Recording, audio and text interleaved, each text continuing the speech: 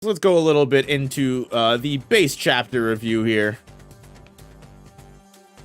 As plenty of people have pointed out, you gotta love the absolute greatness that is Yuji tearing the crap out of Sukuna's chest. All thinking about Choso. He's like, rah, fuck you, Sukuna. I'm gonna kill you. Which is like great. With Todo by his side, he literally drives Sukuna back to the wall. I'll crush his heart. Again, like I said, Gojo was literally...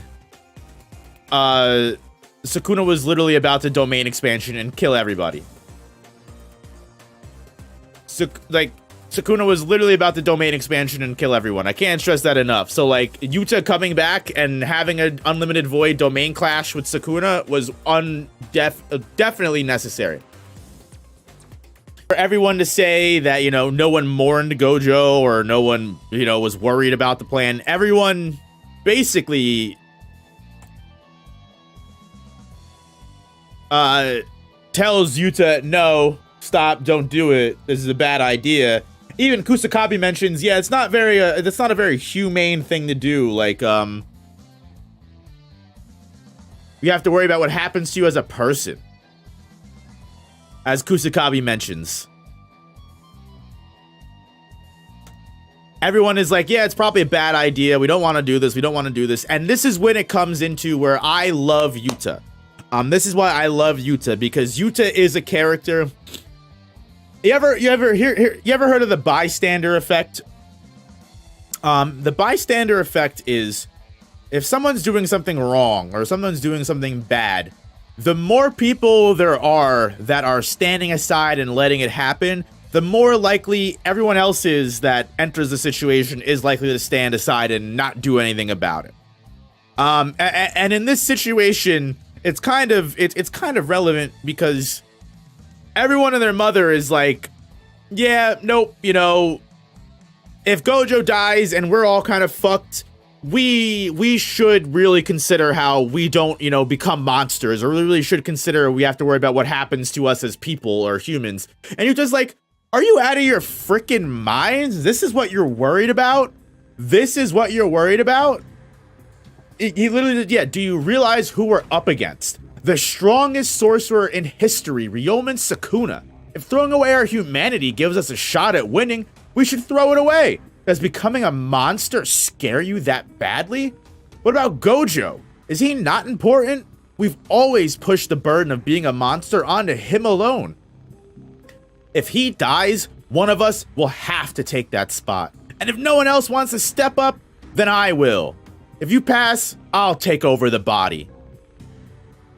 Which is like,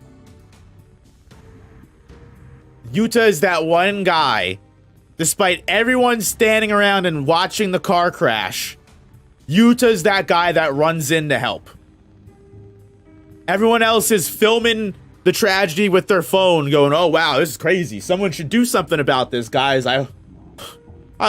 This is crazy, man. I can't believe this is happening. Oh my God, can you believe this? I know. Someone should really call the police. Crazy. I'm getting this live on my Instagram feed though. Don't worry about it. And then Yuta's that one guy that jumps in to help. Yuta's always willing to take the blame. Yuta's got real leadership qualities, baby. And that's why Yuta's the number 2. That's why Yuta will always be the number 2. Not Hikari, not Maki, not Yuji. Yuta will always be the second strongest to Satoru Gojo, the one to fill Satoru Gojo's footsteps. And I've been saying this shit since the very beginning. Since I saw Yuta take that stance against Kurorushi and go, don't worry, Gojo. I'm gonna kill Kenjaku for you. I'm gonna get 400 points and kill Kenjaku myself. Respect it. Respect the Riz. Respect the stand on business.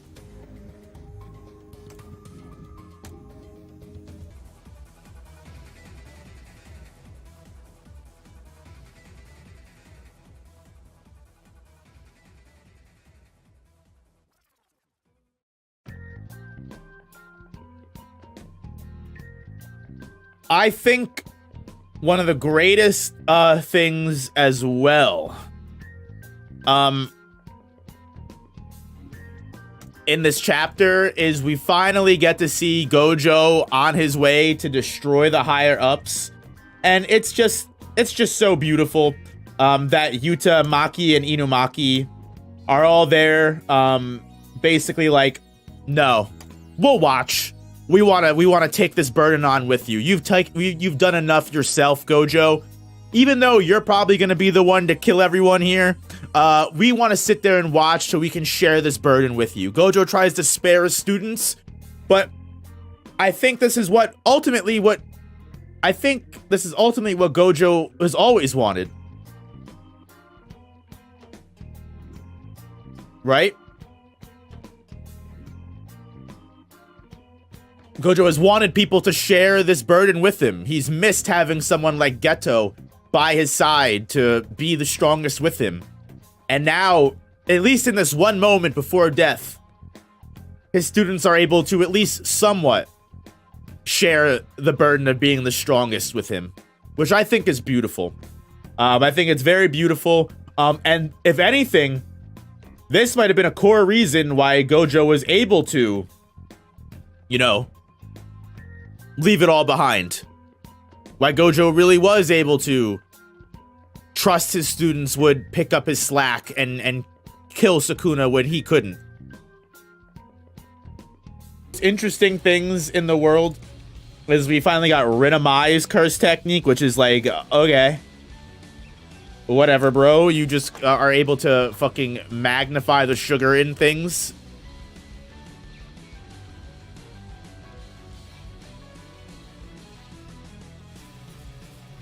But I think it's convenient that, you know, the sugar thing can be used to, like, keep Shoko's brain, you know, like, using reverse curse technique.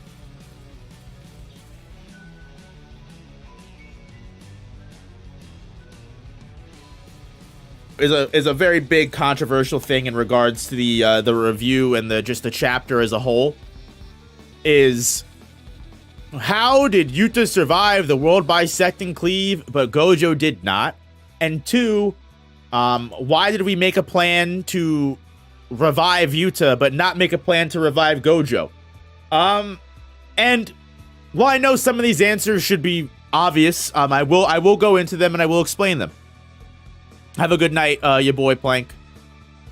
So for starters, no one was able to predict the world bisecting cleave, right? The world bisecting cleave was not something that anyone was able to actually realize. It just wasn't. So for anyone that mentions that, oh, you know, why didn't they make a plan to save Gojo?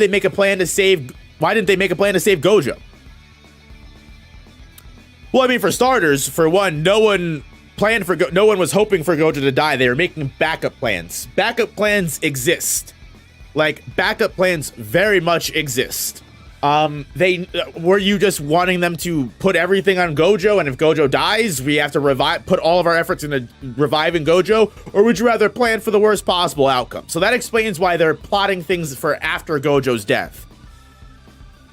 In regards to why they're able to revive Yuta as opposed to revive Gojo, for one, it seems like the world bisecting cleave just kills you on the dot. No matter so we also get confirmation here as well that reverse curse technique, it's very hard to actually reverse curse technique yourself after being split in two. Arata Nita even mentions Yuta got split in two, the same as Gojo-san. This is way beyond Okotsu-san's reverse curse technique capabilities, let alone my own techniques. So even Yuta was unable to heal. So I think it's pretty set in stone that getting split in half is pretty fucking an insane wound to heal. So keep that in mind. I said in my Ranking Gojo revival theory that the only way that Gojo would have been able to reverse curse technique or actually heal himself would have been if he employed a reverse curse technique before the cut actually sliced him down the middle. Same as Hikari did with the lightning bolt to his brain. Hikari was only able to survive the lightning bolt to his brain because the reverse curse technique was working at the same time the lightning bolt was destroying his brain. So he was healing as soon as it was getting destroyed. So Gojo would have had to have started healing the moment the slice happened. Gojo was obviously caught off guard. The whole binding vow that let Sukuna fire the world bisecting cleave without any enchantments or, give or take or anything, just catching Gojo completely off guard. No one was around Gojo whatsoever when he died. And Sukuna was still an active threat. Sukuna was right next to Gojo. Kashimo shows up, fights back and forth with Sukuna a little bit, and then they're able to remove Gojo's body from the battlefield. By that point, Gojo's already dead. I see a lot of people say, oh, why would they be able to heal Yuta but not Gojo? For one, Yuta was immediately, after being cut in half, immediately taken out of the battlefield by Rika. Like, instantaneously was taken out of the battlefield by Rika, brought into Shoko's domain. It even says so much himself. Yuta says, I'm maintaining consciousness thanks to Rika, but I'm pretty much reaching my limit. His reverse curse technique can't heal Yuta at this point. Yuta's pretty much going to die for sure. He's only hanging on by a thread because of Rika. So he goes, hey, Shoko, I'm gonna turn my copy curse technique on. You gotta go. And at that point, right at that moment, right as Yuta's about to die, they perform the copy and they perform the transplant. Yuta was literally only able to survive because Rika was on site, ready to transport him to the surgery table. As opposed to Gojo, who was, again, by himself, probably dead relatively very quickly. Especially considering that Sukuna and Kashimo kind of hung around Gojo's dead corpse for a hot minute. Why is this double spread of Gojo and Sukuna domain clashing the absolute coolest domain clash double spread we've gotten, and it is way cooler than the actual Gojo vs Sukuna double spreads? That's my only question. Gege, why'd you go so hard on this double spread? Harder than every other domain expansion double spread.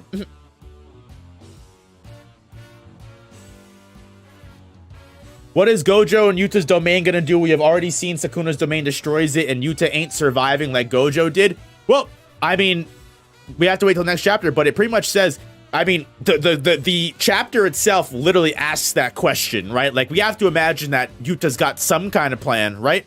I mean, Gojo was canonically capable of beating Sukuna in a domain clash twice.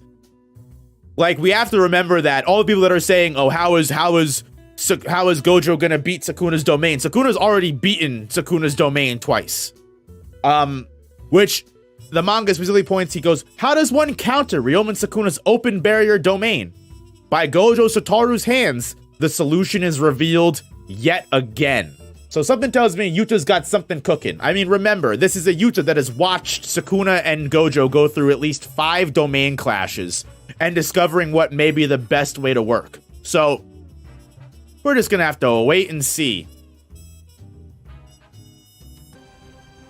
The one thing that I can always give Gege props for, and I will give it to him until the ends of the earth. Gege's facial expressions that he draws are perfect. Gege is a master at making you know for sure that someone else is inside this character's body. You know what, like, the way that Gege is able to perfectly encapsulate, I mean, specifically with the panel I have on screen, Yuta's expressions and Yuta's entire essence as a character inside of Gojo's body, where you can literally, obviously this is Gojo, but it's Yuta behind Gojo's face. Gege has very much accomplished this with Yuji and Sukuna. He's very much accomplished this with Megami and Sukuna. He's even managed to accomplish this with Kenjaku and Geto. You can tell that Kenjaku is inhabiting every single vessel that he is inside of. Whether it is the Edo period body that he's talking to Kashimo in, whether it's Kaori Itadori, an entirely separate gender of a woman, or you have Geto. You can tell the difference between Geto and Kenjaku just by looking at their faces. And I think it's absolutely great that Gege is able to like just perfectly show you through art that this isn't Gojo, this is Yuta. This is Gojo's body, but Yuta is inside of this vessel.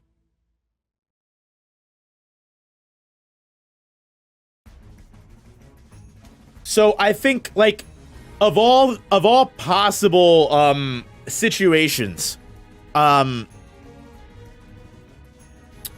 this was okay. I very much enjoyed this chapter. I think this is a very fun chapter.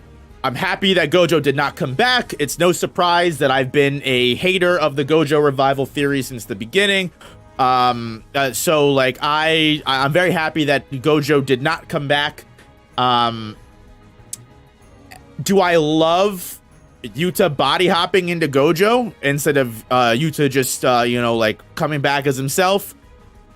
Meh, it's okay. Again, I think that anyone that questions why this was a plot device or why this was a plot decision or why Gege's moving the story this way, or they can't even begin to imagine why Gege would bring Yuta back, or it's pointless, there's no reason to do this, Gege is just stretching things out, he's dragging the manga out. Again, I just have to remind everyone that Yuji and Todo were seconds away from getting Malevolent Shrined into oblivion. As well as, is Gege rushing the manga or is Gege dragging the manga out? We gotta pick. We can't swap between perspectives every week. We gotta pick a side. Is Gege rushing the manga or is he really dragging this thing out? You know, like we gotta pick a side if we're gonna give criticism.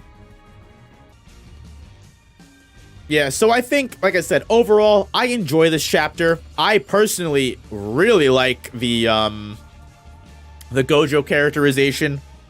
I know plenty of people will claim that Gojo's character was assassinated, Gojo's character was ruined, but I disagree completely. I think this is hitting the nail on the head of perfect Gojo lore. I don't think it could have been done better, in my honest opinion.